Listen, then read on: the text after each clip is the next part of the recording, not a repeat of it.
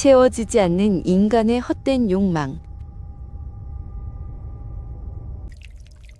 그 텅 빈 틈새를 파고드는 달콤하고도 치명적인 덫이 있었습니다. 눈을 멀게 한 탐욕은 결국 자신의 영혼마저 갉아먹는 독이래고, 거짓된 낙원의 끝에서 그를 기다린 건 끔찍한 굶주림뿐이었습니다. 이제 거짓된 환상을 태워버릴 시간.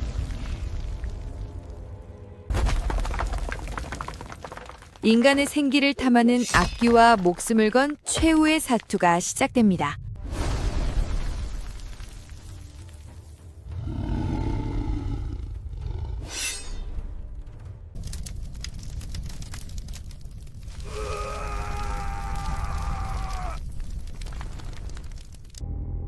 당신의 영혼은 얼마입니까? 도깨비 책방에 방문해 주셔서 감사합니다. 그러면 이야기 속으로 들어가 보겠습니다. 오늘 들려드릴 이야기는 인간의 밑빠진 탐욕이 얼마나 끔찍한 대가를 치르게 되는지에 대한 기록입니다.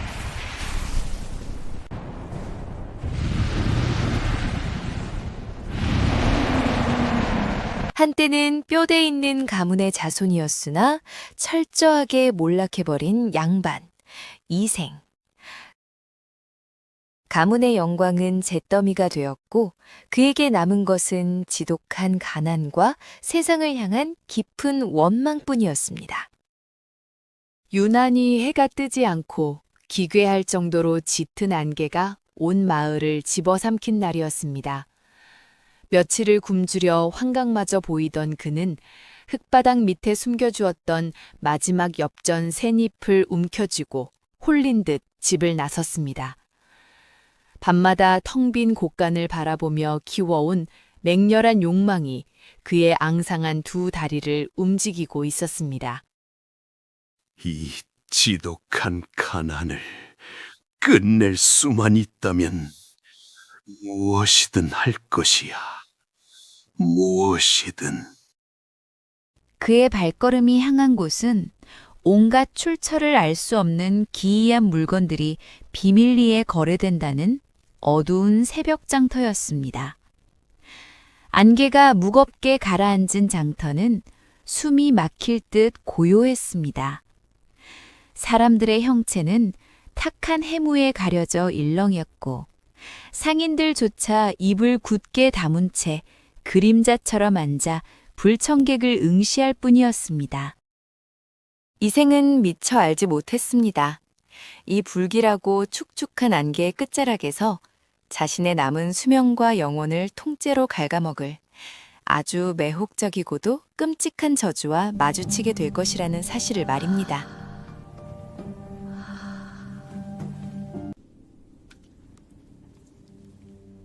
안개 속에서 마주한 늙은 상인은 산자의 기운이 아니었습니다. 하지만 이생의 눈에는 상인의 기괴한 모습도 뼛속까지 파고드는 한기도 들어오지 않았습니다. 오직 낡은 화선지 속에 갇힌 묘령의 여인만이 마치 살아 숨쉬는 듯 짙은 생기를 뿜어내며 그를 홀리고 있었기 때문입니다. 가져가시게. 단 그림 속 여인에게 혼을 빼앗기진 마시고. 상인의 썸뜩한 경고조차 이생의 귓가에는 닿지 않았습니다. 며칠을 굶어 죽어가던 사내는 유일한 생명줄과도 같던 마지막 엽전 샌잎을 미련 없이 내던졌습니다. 그가 산 것은 한낱 종이 쪼가리가 아니었습니다. 그림 속 여인이 뿜어내는 알 수 없는 부유함과 생기를 소유하고 싶었던 것입니다. 초상화를 품에 안고 돌아가는 길, 이생의 발걸음은 깃털처럼 가벼웠습니다. 살을 내는 추위도 뱃속을 쥐어짜는 굶주림도 거짓말처럼 사라졌습니다. 화선지 너머로 전해지는 여인의 기이한 온기가 그의 꽁꽁 얼어붙은 심장을 기분 좋게 녹여주고 있었으니까요. 허름한 흙벽에 걸린 미인도는 그 죽은 방의 유일한 빛이자 생명이 되었습니다. 이생은 밥을 먹지도 물을 마시지도 않은 채 밤낮 없이 그림만 올려다보았습니다. 그리고 그날 밤 쥐새끼 한 마리 없던 이생의 집안 곳곳에서 믿을 수 없는 일들이 벌어지기 시작합니다.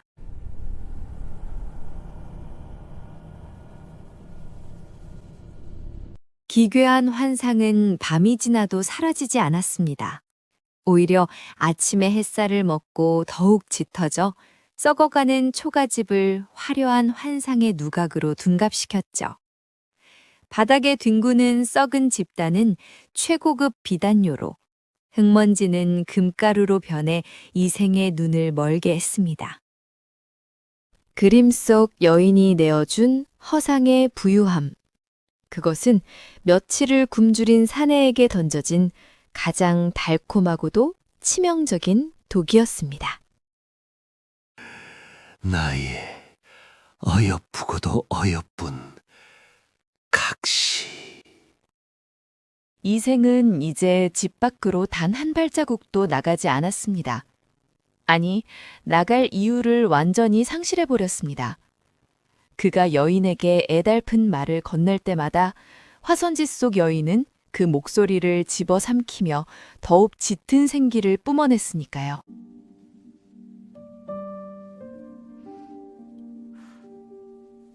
하지만 완벽한 무아지경에 빠진 그는 결코 알지 못했습니다. 그림 속 여인의 뺨이 살아있는 사람처럼 핏빛으로 붉어질수록 자신의 남은 생명력마저 촛불처럼 타들어가고 있다는 사실을 말입니다.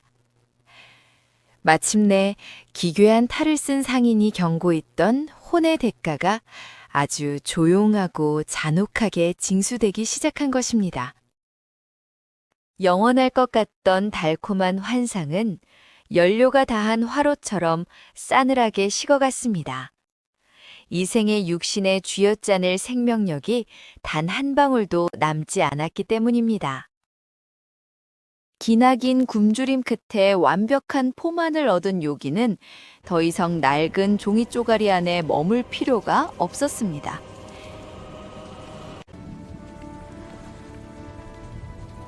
(2차원의) 먹물은 (3차원의) 피와 살이 되었고 죽어버린 남자의 방에 비로소 진짜 생명이 발을 내디뎠습니다. 나의 사랑, 나의 여인. 그는 비명조차 지르지 않았습니다. 자신의 숨통을 끊어버린 괴물을 향해 평생을 바랐던 절대적인 아름다움을 마침내 품에 안았다는 환희의 눈물만을 흘렸을 뿐입니다. 아침 해가 떠오르고 짙었던 안개가 거친 빈방. 그곳엔 기괴한 미소를 짓던 갓에 쓴 여인도 그녀에게 혼을 빼앗긴 가여운 사내도 없었습니다. 오직 영원한 굶주림의 감옥에 갇혀버린 기괴하고 흉측한 새로운 초상화 한 점만이 덩그러니 남겨져 있었을 뿐입니다. 텅 빈 방에 남겨진 것은 사가가는 옷가지와 지독한 침묵뿐이었습니다. 계절이 바뀌고 폐허가 되어가는 동안에도 족자 속의 사내는 영원히 끝나지 않는 갈증 속에서 비참한 비명만을 지르고 있었죠. 그리고 얼마나 많은 밤이 지났을까요? 거미줄이 무성해진 폐가의 문을 열고 익숙한 불청객이 다시금 찾아왔습니다. 잘 익은 열매를 수확하듯 상인은 아주 능숙하게 족자를 거두어들였습니다. 한 사내의 영혼을 통째로 쥐어짜내어 포식한 족자는 다음 사냥을 위해 가장 매혹적인 여인의 모습으로 되돌아가 있었으니까요. 굶주린 짐승은 한 곳에 오래 머물지 않는 법. 세상에는 채워지지 않는 욕망과 공허함에 허덕이는 가엾고도 어리석은 영혼들이 너무나도 많습니다. 어떠십니까, 나리? 혼을 빼앗길 만큼 참으로 곱지 않습니까? 끝을 알 수 없는 기괴한 환상의 굴레는 그렇게 또 다른 밤을 향해 천천히 아가리를 벌리고 있었습니다. 이 세상의 모든 진귀한 것을 끌어모아 만든 낙원. 하지만 그 낙원의 주인은 지독한 갈증에 시달리는 망령과도 같았습니다. 가질 수 없는 것이 없었기에 역설적으로 그 무엇도 그를 채워주지 못하는 완벽한 공허. 짐승은 바로 그 텅 빈 내면의 틈새를 정확히 파고들었던 것입니다. 천금을 주고도 살 수 없는 기이한 묵향이 숨막히게 화려한 방 안의 공기를 순식간에 집어삼켰습니다. 족자 속의 여인은 최도령이 평생을 바쳐 모았던 그 어떤 예술품보다도 완벽하게 그의 어두운 탐욕을 자극했습니다. 가난한 선비의 메마른 피와는 비교도 되지 않을 만큼 기름지고 풍부한 양반의 생명력. 요기에게 이곳은 그야말로 진수성찬이 차려진 성찬식과도 같았습니다. 낡고 창백했던 그림은 주인의 끝없는 탐욕을 개걸스럽게 삼키며 날이 갈수록 무서울 정도로 눈부시게 피어났습니다. 하지만 모든 것을 내어주며 무아지경에 빠졌던 이전의 가여운 사내인 이생과 달리 권력을 쥐고 살아온 자의 생존 본능은 그리 쉽게 마비되지 않았습니다. 거울 속에 비친 죽음의 그림자, 그리고 등 뒤에서 자신을 굽어보는 터질 듯한 핏빛 생기. 그는 마침내 깨달았습니다. 아름다운 허상에 홀려 얌전히 목숨을 내어주기엔 그가 이승에 쌓아둔 미련과 권력의 무게가 너무나도 무거웠던 것입니다. 아무도 없느냐? 당장 조선 팔도에서 가장 용하다는 무당과 도사를 전부 쓸어 모아오거라! 파멸을 피하려는 발버둥. 하지만 요귀에게 그것은 지루한 포식의 시간에 던져진 작은 여흥에 불과했습니다. 조선 팔도에서 가장 신기가 맵다는 무당과 귀신을 베는 도사, 최도령이 뿌린 막대한 재물은 이승의 가장 강력한 방패를 불러 모았습니다.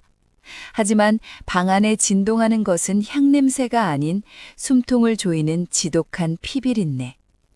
이승의 것이 아닌 압도적인 묵향 앞에 무당의 손끝은 미세하게 떨리고 있었습니다.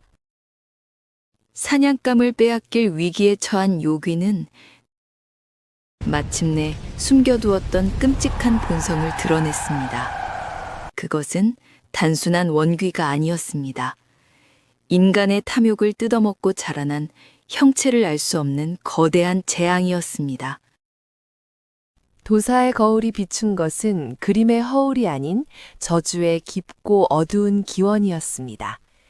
한때 조선 제1의 미색이라 불렸으나 세월 앞에 속절없이 시들어버린 늙은 기생. 젊음과 아름다움에 대한 그녀의 광적인 집착은 이내 악귀를 부르는 끔찍한 재단이 되었습니다. 인간의 허기를 냄새맡고 찾아온 짐승. 상인은 그녀의 비틀린 욕망을 땔감 삼아 영원히 꺼지지 않는 지옥불을 지폈습니다. 영원한 젊음을 대가로 자신의 혼을 그림 속에 영원히 가둔 여인. 상인은 그녀를 미끼 삼아 인간들의 헛된 영혼을 끝없이 수집하는 덫을 완성했던 것입니다. 허울이 벗겨졌다. 불을 다오. 어서 빨리. 추악한 진실이 드러난 악귀의 마지막 파락. 탐욕이 만들어낸 지옥의 불길은 이제 모든 것을 태워버릴 준비를 마쳤습니다. 썩어 빠진 탐욕을 도려내는 것은 오직 모든 것을 태워버리는 정화의 불꽃뿐이었습니다. 영원한 아름다움을 갈망하며 수많은 생명을 파먹었던 요기는 그토록 두려워하던 한 줌의 흉측한 죄로 허물어지기 시작했습니다. 그리고 인간의 헛된 욕망을 부추겨 영혼을 사냥하던 어둠 속의 짐승 또한 그 저주의 사슬에서 벗어날 수 없었습니다. 욕망을 먹이로 삼던 악망은 스스로가 지핀 지옥불에 타들어가며 영원한 심연 속으로 흔적도 없이 소멸했습니다. 기나긴 악몽의 끝. 요기는 소멸했고 권력을 쥐고 흔들던 사내는 가장 비참한 모습으로 살아남았습니다. 하지만 그다 목숨을 걸고 움켜쥐려 했던 눈부신 낙원은 애초에 존재하지 않는 신기루에 불과했습니다. 황금은 바스러진 낙엽이었고 비단은 썩어 문드러진 집단이었습니다.